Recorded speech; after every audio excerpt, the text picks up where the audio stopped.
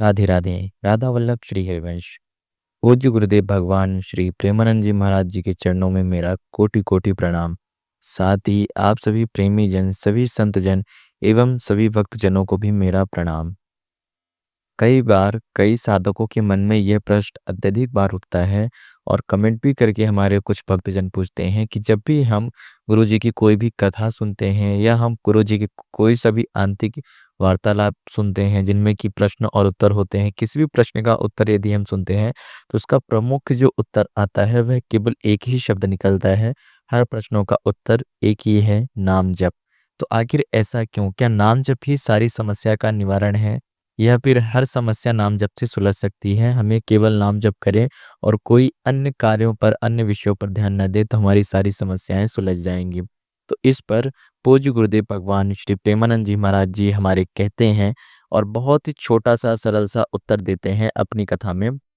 वह कहते हैं कि यदि कोई व्यक्ति है जिसको बाजार जाना है और बाजार में बहुत सारी वस्तुएं हैं और उसे काम की वस्तुएं भी लेनी है या कहें कि उसे अपने इच्छा पूर्ति के लिए कोई भी वस्तुएं लेनी है जो भी उसे प्रिय लग रही हो, अच्छी लग रही हो, परंतु उसके पास धन ही ना हो तो वह बाजार में कितना भी घूम ले, उसका घूमना, उसका बाजार जाना व्यर्थ है। ठीक उसी प्रकार से हमारे लिए जो मुख्य धन है जीवन में सुख खुश रहने के लिए, जीवन में शांति से अपना जीवन व्यतीत करने के लिए, प्रसन्नता से रहने के लिए, जीवन में एक नवीनकरण रूप से जीने के लिए जो हमारा धन है वह क्या है? नाम जप है सबसे बड़ा धन।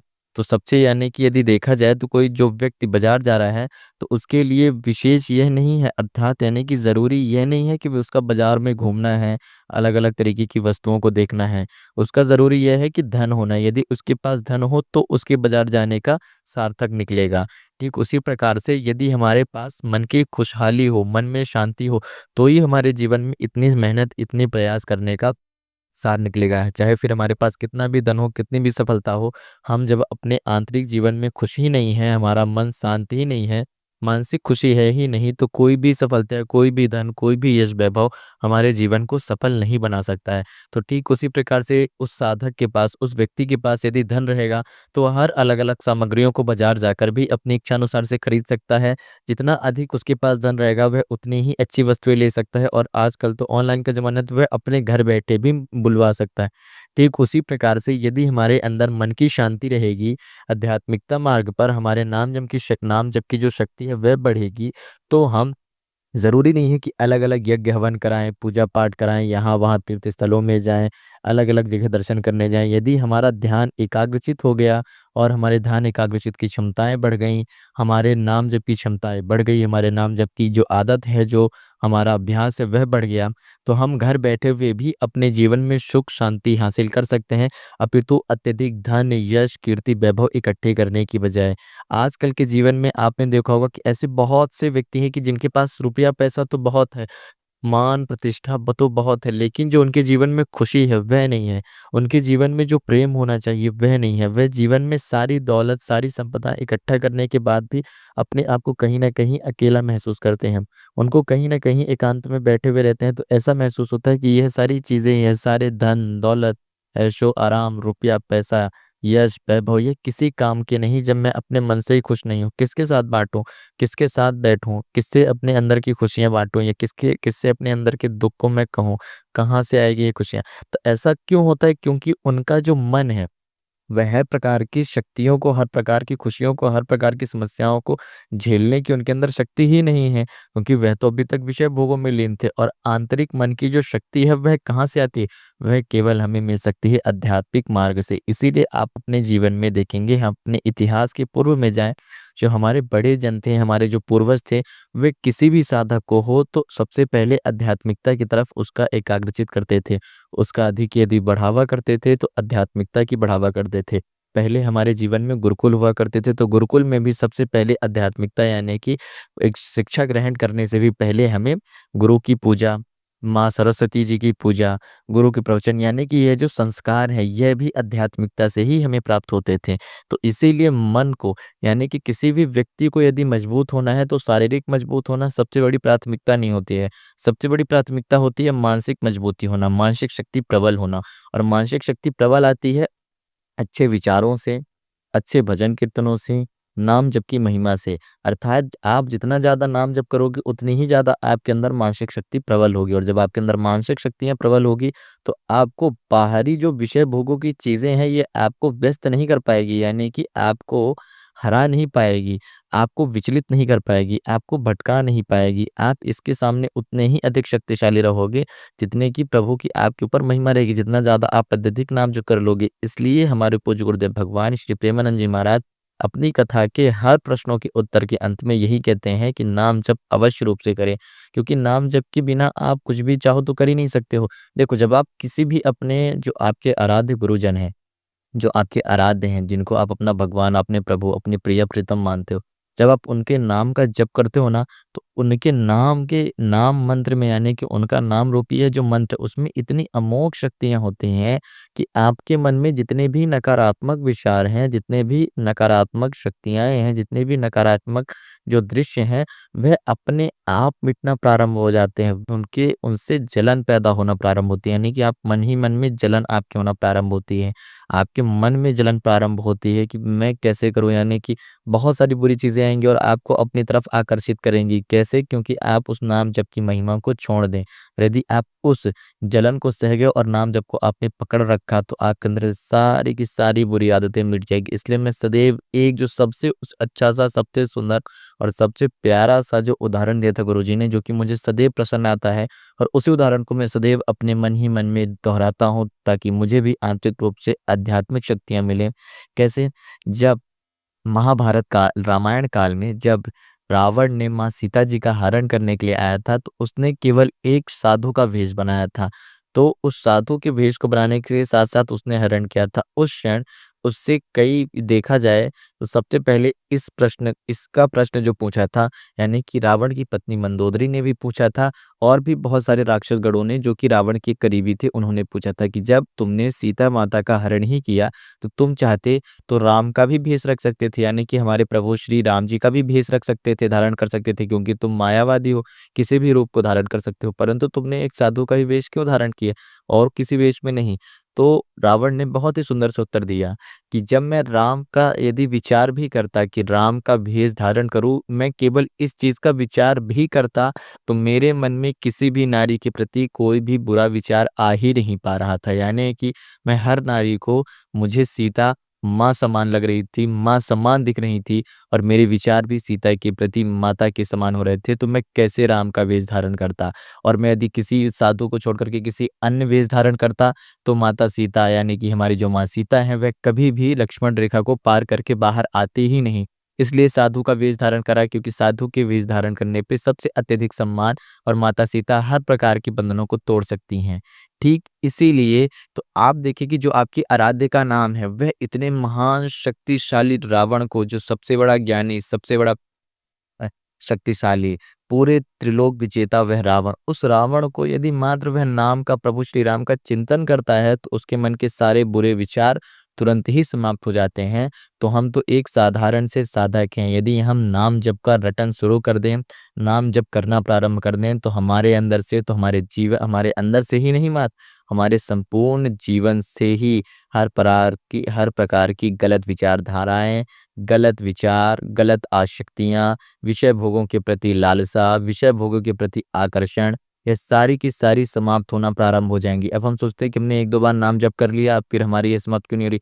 अत्यधिक से अत्यधिक करें, क्योंकि बरसों की प्यास ओस के चाटने से नहीं मिटती है। तो ठीक इसीलिए हमको अत्यधिक नाम जप करना है, और हर एक प्रश्न का उत्तर आता है नाम जप।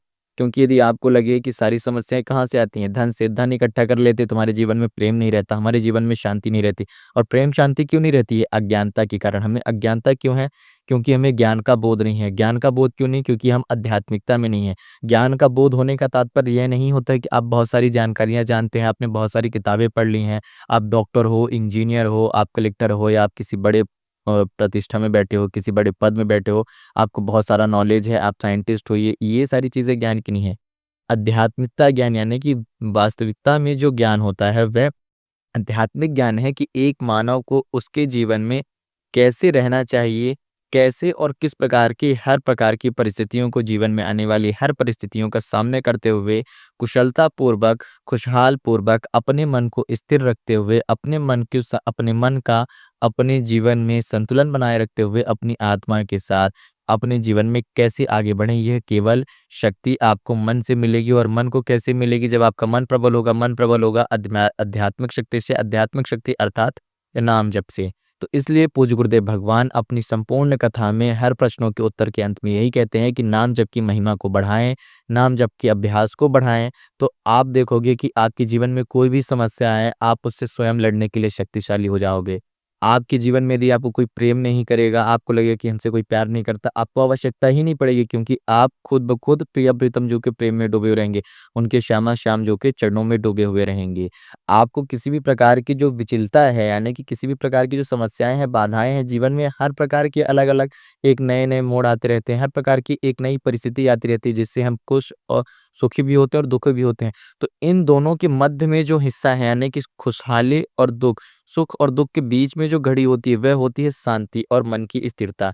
यहाँ पर यदि हम पहुँच जाते हैं, तो ना तो हम बहुत ज़्यादा प्रसन्न होकर के पागल हो जाते हैं, बहुत ज़्यादा उत्सुकता हो जाती है, ना ही हम बहुत ज़्यादा विचलित हो जाते हैं। कोई भी समस्या आती है, उसे देखते हैं, समझते हैं और उसके आगे बढ़ना प्रारंभ होते हैं। क्योंकि हमें वास्तविकता का ज्ञान हो जाता है कि जीवन की वास्तविकता यह समस्या, यह बाधाएँ नहीं है जो आई है।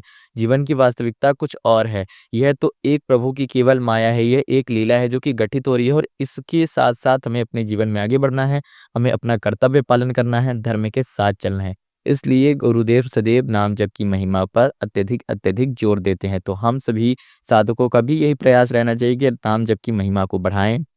अपने जीवन में अपने साथ-साथ अपने जो परिवारजन हैं, उनको भी प्रार्थना करें, उनको भी अच्छी सीख दें कि नाम जप करने का प्रयास करें, अपने आराध्य का भजन कीर्तन करें। जब आप भजन कीर्तन और नाम जप को बढ़ा लेते हो, धीरे-धीरे इसका अभ्यास जितना अत्यधिक कर लेते हो, तो आपके मन की इतनी शक्ति पड़ जाती है कि आपको हानि लाभ से कोई ज़्यादा प्रभाव नहीं पड़ता, आपको सुख दुःख से प्रभाव नहीं पड़ता। ऐसा नहीं कि प्रभाव नहीं पड़ता तो आप अच्छा करना ही छोड़ देते हो, आप फ़ायदा देखना ही छोड़ देते हो कि मुझे यह कार्य करना चाहिए जो कि जिससे कि फ़ायदा होगा, हमारे घरवालों को लाभ होगा, हमारे प्रिय प्रीतम जो कि हम सेवा अर्चना कर पाएँगे, हम अपने समाज की सेवा अर्चना कर पाएँगे, हम किसी दूसरे की भी सेवा अर्चना कर पाएँगे, बड़े-बुज़ुर्गों की सेवा अर्चना कर पाएँगे, देश के लाभ के प्रति हम सहयोग दे पाएँगे। ऐसा नहीं है, आप इन सब के बारे में विचार करते हो, परंतु आप किसी चीज़ में यदि किसी कारणवश आपको वह नहीं प्राप्त होता या नहीं सफल होते, तो आप उसके बाद डिप्रेस नहीं हो जाते हो, आप चिंतित नहीं हो जाते हो, आप स्ट्रेस में नहीं आते हो कि आप बहुत ज़्यादा चिंता में डूब गए हो और बैठे हुए हो, अब आप कुछ समझ ही नहीं पा रहे हो, अब क्या करूँ, विचलित करूँ, अब तो सब खत्म हो गया। ऐसी सारी आपके अंदर विचारधाराएँ आना बंद हो जाती हैं। आपको पता रहता है कि यह कोई अंतिम समय नहीं था, अंतिम घड़ी नहीं थी, यही एक अंतिम राह नहीं थी हमारे जीवन की। यह सारे हमारे जीवन के कुछ पल हैं और ये आते गए हैं और बीत के चले जाएँगे। जो हमें सदैव यह याद रहना चाहिए कि यह जो समय है, यह भी एक समय बीत जाएगा। अच्छा हो, वह भी समय बीत जाएगा, बुरा हो, वह भी समय बीत ही जाएगा। कोई भी समय आपके लिए अटल नहीं रहेगा, यानी कि वह आएगा तो टलेगा ही नहीं। सारे के सारे समय अटल हैं, तो वह आपके समय के साथ-साथ आते जाएँगे और जाते जाएँगे। तो इसीलिए प्रभु के नाम चिंतन में रहें, अपने आप को सुख रखें और एकाग्रचित्त रखें। एकाग्रचित्त रखने के लिए आध्यात्मिक शक्ति जो आपके मन को शांति और एकाग्रचित्त को पैदा करती है, मन की शांति आती है। अच्छे विचारों से भरे हुए अलग-अलग बुरे विचार भरे रहेंगे तो आप बार-बार इधर-उधर विचलित होते रहेंगे। इसीलिए मैं पुनः से कह रहा हूँ, गुरुदेव भगवान प्रेमानंद जी महाराज सदैव नाम जप की महिमा को और नाम जप के अभ्यास को बढ़ाने की प्रार्थना करते हैं।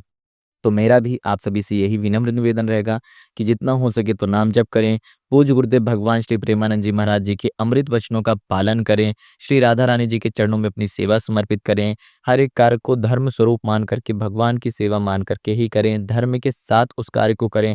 थोड़ा-सा कम लाभ हो चलेगा, परंतु अधर्म का प्रयोग कभी भी ना करें क्योंकि अधर्म से किया गया हुआ हर कार्य आपका कहीं न कहीं आपको दुष्परिणाम ही दे कर के जाएगा, आप चाहे कितना भी प्रयास कर लें।